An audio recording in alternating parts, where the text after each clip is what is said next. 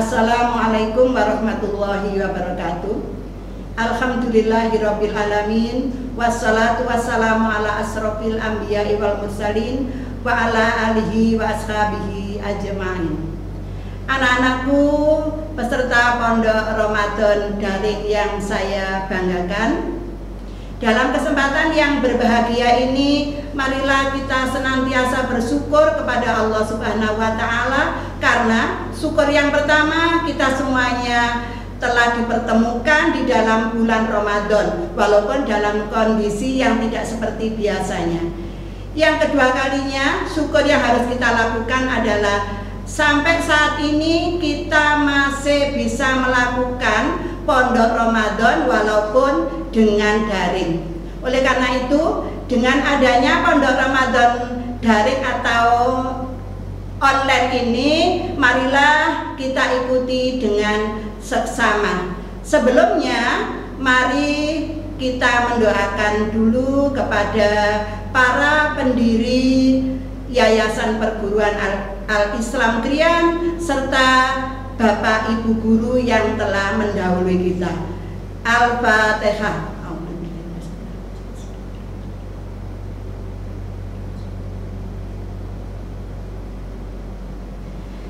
Anak-anakku, sebelum kita lanjutkan tentang materi sholat yang nantinya materinya meliputi tentang sholat wajib, jamak dan qashar, jangan lupa like and subscribe. Anak-anakku, kita sudah mengetahui semuanya bahwa sholat adalah merupakan amalan yang paling utama, seperti yang disabdakan oleh Rasulullah, ayyul a'mali ahabbu ilallah qala as-sholatu ala waktiha. Artinya anak-anakku bahwa sholat dalam kondisi apapun, misalnya kita sedang sakit, sibuk, atau mungkin dalam kondisi sulit, maka yang namanya sholat itu tidak boleh ditinggalkan. Yang kedua, Rasulullah Sallallahu Alaihi Wasallam telah menjelaskan di dalam hadis sahihnya yang diriwayatkan oleh Imam Bukhari bahwa sholat wajib itu harus dilaksanakan dengan berdiri. Namun kalau tidak mampu berdiri karena sesuatu hal, entah sakit atau yang lainnya, maka boleh dilakukan dengan duduk. Begitu juga jika dengan duduk kok masih belum mampu, maka boleh dilakukan dengan berbaring. Selanjutnya, sholat dalam kondisi apapun atau mungkin dalam kondisi tertentu, pelaksanaannya boleh dijamak. Artinya menggabungkan dua waktu sholat menjadi satu waktu, entah itu jamak takdim atau jamak takhir. Bahkan di qashar pun juga boleh, atau di jamak qashar. Kalau yang namanya qashar itu diringkas, yang asalnya 4 rakaat menjadi 2 rakaat. Sedangkan untuk jamak qashar, jika jamak tadi 4 rakaat dikumpulkan duhur dengan asar, boleh ditaruh di duhur atau boleh ditaruh di asar. Kalau asarnya ditaruh di duhur berarti itu namanya jamak takdim. Kalau sebaliknya, kalau duhurnya ditaruh di asar, itu namanya jamak takhir. Adapun pelaksanaannya anak-anak untuk jamak takhir ini ada 2 pendapat. Yang pertama, melakukan sholat asar dulu, kemudian baru melakukan sholat duhur dengan normal 4 rakaat, karena ini dijamak saja. Tapi ada juga yang berpendapat bahwa duhur dulu, karena duhur itu adalah yang awal. Setelah duhur baru melaksanakan sholat asar. Kemudian kalau untuk yang maghrib dengan isya, ini boleh dijamak, bahkan boleh juga dijamak qashar. Sama seperti tadi, kalau dijamak tinggal menggabung maghrib ditaruh di isya itu namanya takhir. Kalau isya ditaruh di maghrib namanya jamak takdim. Namun kalau untuk yang dikosor ini kan jumlahnya harus yang 4 rakaat. Berarti jika kita melakukan sholat jamak kosor maghrib dengan isya, maka maghribnya tetap 3 rakaat. Sedangkan isyanya baru boleh kita ringkas menjadi 2 rakaat. Terakhir anak-anakku, tentang imam di dalam sholat atau di dalam sholat berjamaah, bahwa yang namanya makmum itu harus selalu mengikuti imam. Seperti sabda Rasulullah Sallallahu Alaihi Wasallam, innama ju'ilal imamu liyutamma bihi fala tahtalifu fa idza raka'a farka'u wa idza qala sami Allahu liman hamida qalu rabbana lakal hamdu wa idza sajada fasajadu, dan seterusnya. Dari hadis tersebut bisa disimpulkan bahwa pertama, seorang makmum atau makmum itu harus mengikuti imam, atau makmum tidak boleh mendahului imam. Ini yang pertama. Artinya bahwa jika imamnya ini masih dalam kondisi rukuk, ya, mulai rukuk, maka makmum juga harus mengikuti, ngiringi. Jadi itu yang namanya dilarang mendahului. Tapi kalau imamnya belum sujud, makmumnya sudah sujud duluan, maka semacam itu namanya mendahului imam.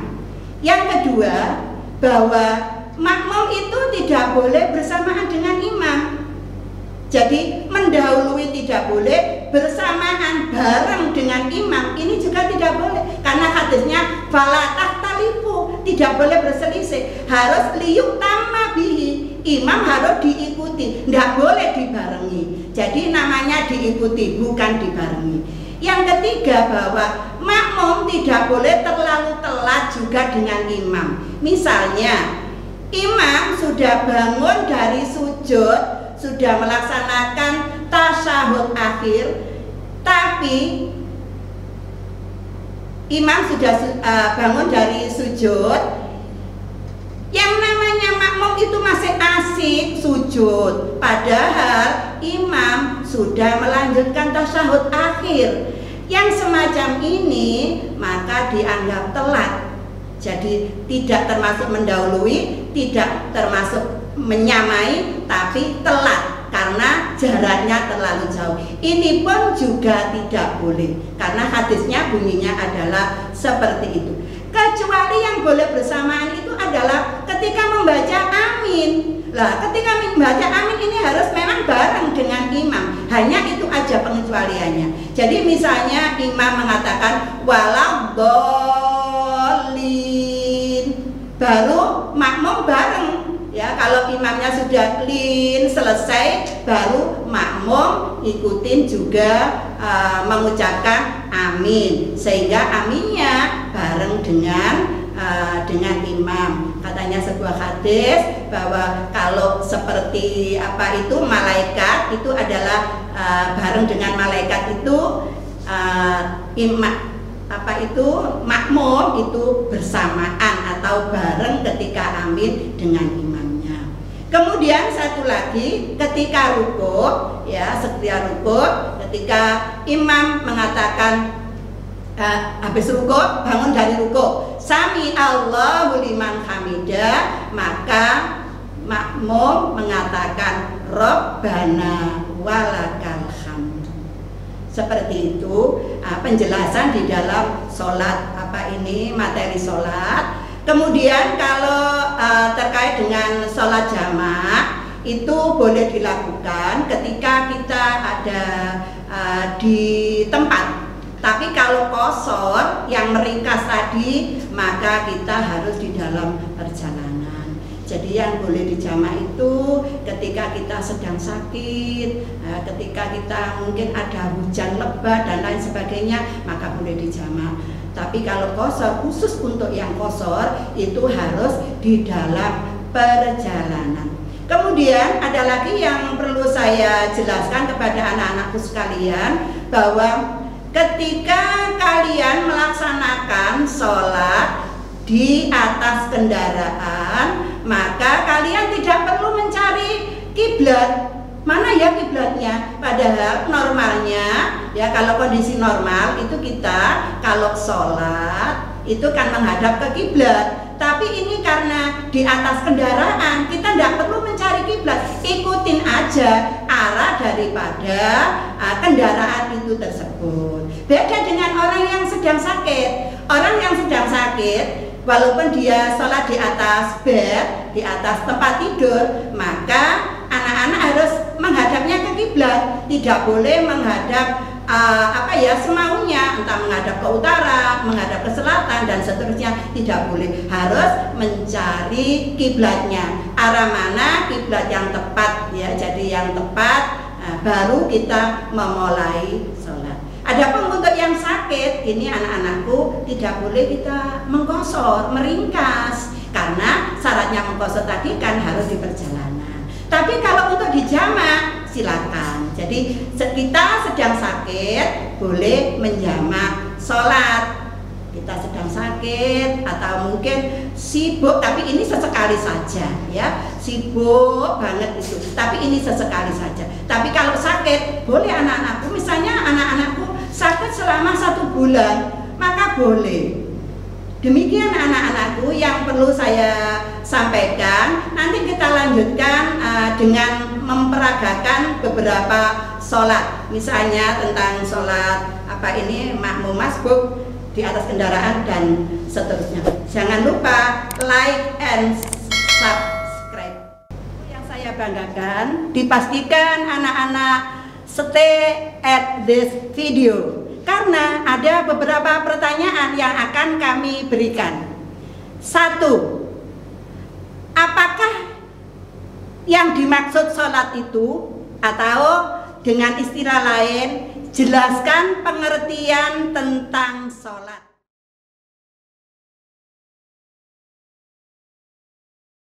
Assalamualaikum warahmatullahi wabarakatuh. Pada saat ini kami akan melakukan sholat qashar dalam perjalanan, karena tidak memungkinkan kita turun atau berhenti. Dan sudah memenuhi syarat kita melakukan sholat qashar karena kita melakukan perjalanan dari Krian menuju Malang. Adapun persyaratan sholat qashar itu adalah jika kita melakukan perjalanan sekitar 1 fasah. 1 fasah itu ada yang berpendapat minimal 60 kilo, ada yang 80 kilo, ada yang 84. Oleh karena itu kita sudah memenuhi syarat. Mari kita melaksanakan. Sebelumnya dipastikan bahwa kita semuanya sudah mempunyai wudhu atau mempunyai tayamum. Mari kita mulai. Allahu Akbar. Kabira walhamdulillahi katsira wa subhanallahi bukratan wa asila. Alhamdulillahirabbil alamin arrahmanirrahim maliki yaumiddin waladdallin amin. Bismillahirrahmanirrahim. Inna atainakal kausar fasholli lirabbika wanhar inna syani'aka huwal abtar. Allahu Akbar. Subhana rabbiyal azim wa bihamdi, subhana rabbiyal azim wa bihamdi, subhana rabbiyal azim wa bihamdi. Sami Allahu liman hamidah. Rabbana Allahu Akbar. Subhana rabbiyal a'la wa bihamdi, subhana rabbiyal a'la. Allahu Akbar. Rabbighfirli warhamni. Allahu Akbar. Subhana rabbiyal. Allahu Akbar. Alhamdulillahirabbil alamin arrahmanirrahim maliki yaumiddin waladdallin amin. Bismillahirrahmanirrahim. Qul huwallahu ahad, Allahu samad, lam yalid wa lam yulad wa lam yakul lahu kufuwan ahad. Allahu Akbar. Subhanarabbiyal azim. Sami Allahu liman hamidah. Allahu Akbar. Subhanarabbiyal azim. Subhanarabbiyal. Allahu Akbar. Rabbi firli warhamni. Allahu Akbar. Allahu Akbar. At-tahiyatu. Asyhadu an la ilaha illallah. Allahumma shalli ala Muhammad. Innaka Hamidum Majid. Allahumma inna a'udzubika min adzabil jahannam wa min adzabil qabri wa min fitnatil mahya wal mamat wa min fitnatil masiihid dajjal. Assalamualaikum warahmatullahi wabarakatuh. Assalamualaikum warahmatullahi wabarakatuh. Cuman saja tadi Bu Santi sama Bu Jack itu ketika rukuk kurang menunduk sedikit dan begitu juga sujud lebih rendah daripada rukuk. Jadi seperti ini anak-anakku, bisa saya contohkan lagi ketika Bu Santi mau rukuk. Silakan Bu Santi, takbir dulu, Allahu Akbar. Kemudian Bu Santi rukuk seperti ini ya, Sami Allahu liman hamidah. Kemudian Bu Santi sujud agak merendah lagi seperti ini ya. Jadi Bu Santi tadi kurang ininya aja. Ketika rukuk itu merendah, sujud malah lebih merendah lagi daripada rukuk. Begitu anak-anak, bisa nanti dipraktekkan ya. Yang kedua, sholat apa saja yang boleh dijamak dan dikosor, dan jelaskan tata caranya.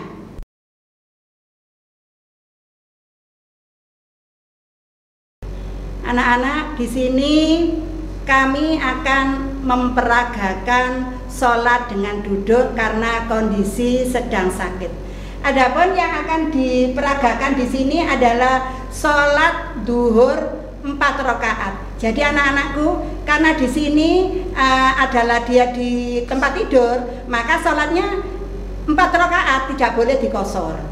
Tidak boleh dikosor. Adapun nanti gerakannya semuanya dengan duduk, sama seperti sholat-sholat di atas kendaraan. Cuman aja yang sholat ini harus memastikan bahwa dia sudah menghadap kiblat.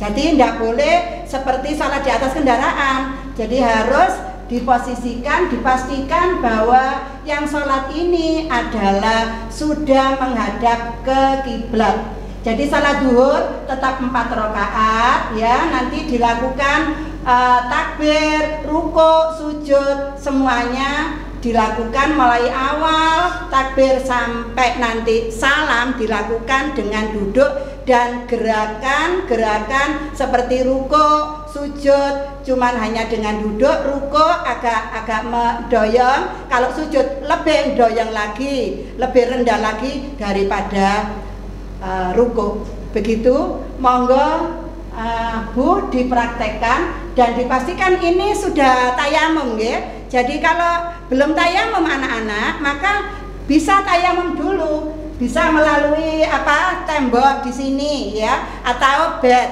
ya, atau bednya bisa. Silakan Bu Lika untuk memulai sholatnya.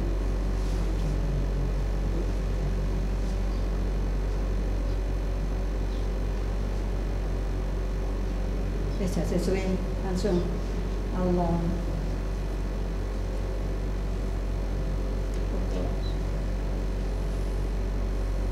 Sami Allah. Sujud berterendah. Duduk di antara dua sujud. Sujud. Bangun dari sujud, tasyahud akhir.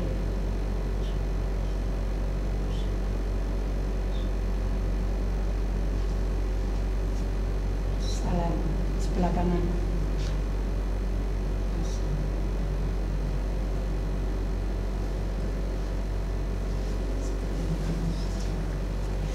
Seperti ini anak-anak, cara untuk melaksanakan sholat di atas tempat tidur. Jadi anak-anakku, misalnya kalian sedang sakit ya, tidak menginginkan kalian sakit nggih. Misalnya sedang diuji oleh Allah, maka anak-anakku tetap harus menjalankan sholat, tidak boleh meninggalkan. Dan caranya seperti ini. Paham nggih? Yang ketiga, Apa hukumnya mendahului imam?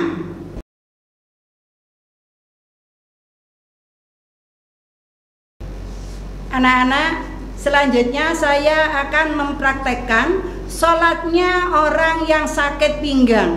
Jadi kalau dibuat ruko dan sujud sangat kesulitan dan sangat sakit. Namun dia bisa berdiri dan berjalan. Makanya orang yang semacam ini, maka pertama dia ketika melakukan sholat sampai membaca Fatihah, surat, tetap berdiri. Baru nanti kalau mau ruko itu dia duduk, karena ruko dan sujud tidak bisa. Selanjutnya seperti itu. Jadi ketika membaca Fatihah, membaca surat itu dengan berdiri. Tapi ketika ruko, sujud dan seterusnya dia harus melaksanakan di atas kursi.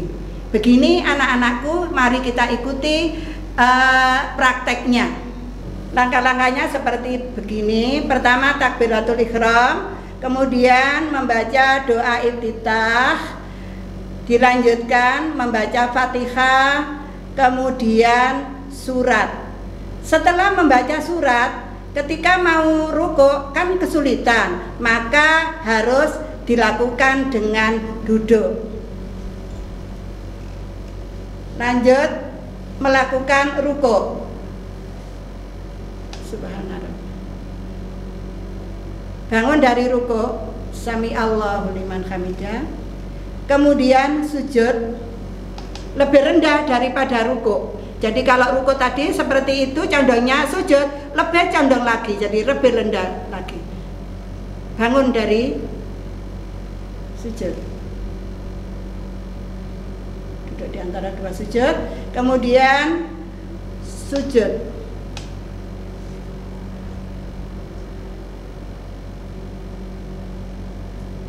Bangun dari sujud, langsung tasahud akhir.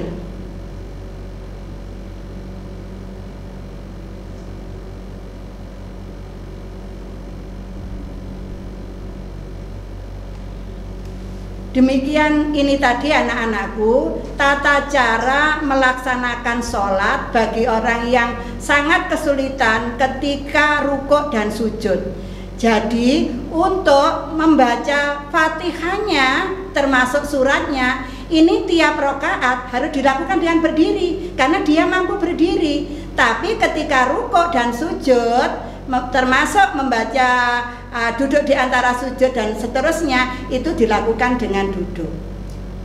Demikian.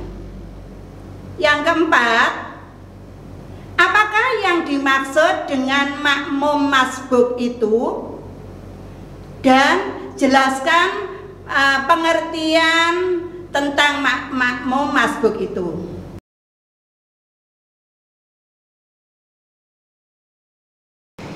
Anak-anak di sini akan mempraktekkan sholat duhur berjamaah dengan makmum masbuk. Adapun masbuknya nanti pada rakaat yang ketiga. Bagaimana nanti cara mengikuti dengan benar supaya tidak salah ketika kita mengikuti sholat atau menjadi makmum masbuk? Mari kita ikuti peragaannya.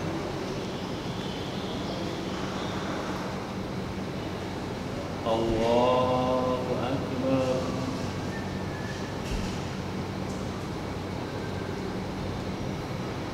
Allahu Akbar. Sami Allahu liman hamidah. Allahu Akbar. Allahu Akbar. Allahu Akbar. Allahu Akbar.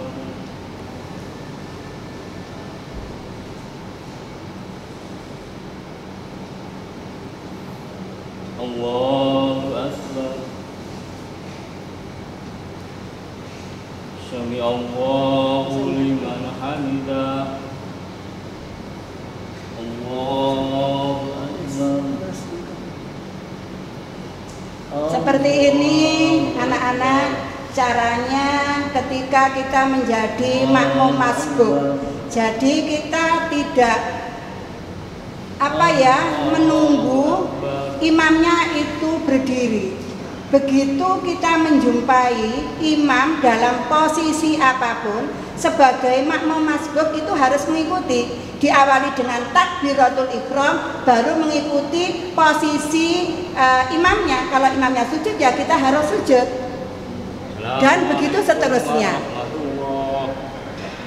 Assalamualaikum warahmatullahi. Adapun untuk Bujakia ini adalah termasuk ketinggalan 3 rakaat. Kenapa? Karena ketika bergabung dengan imam ini Mbak Jack menjumpai imam setelah bangun dari rukuk. Berarti ikut yang pertama tadi tidak terhitung atau tidak dihitung rakaatnya, dianggap tidak atau belum mendapat 1 rakaat. Silakan.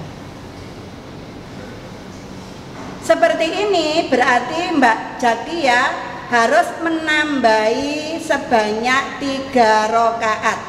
Walaupun bergabungnya tadi adalah pada rakaat ketiga, tapi tetap untuk yang pertama tadi rakaat ketiga tidak dihitung, berarti Mbak Jack dianggap ketinggalan 3 rakaat. Maka Mbak Jakia harus mengikuti tasyahudnya itu sebanyak 3 kali. Tasyahud yang pertama mengikuti imam, tasyahud yang kedua ini adalah termasuk tasyahud awal karena Mbak Jack belum melaksanakan tasyahud awal. Begitu seterusnya sampai 4 rakaat Mbak Jack melaksanakan tasyahud sebanyak 3 kali.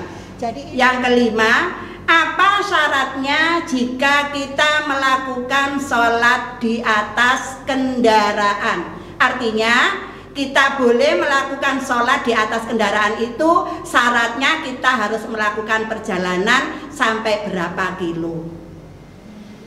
Demikian tadi anak-anak materi sholat beserta cara-cara mempraktekkannya.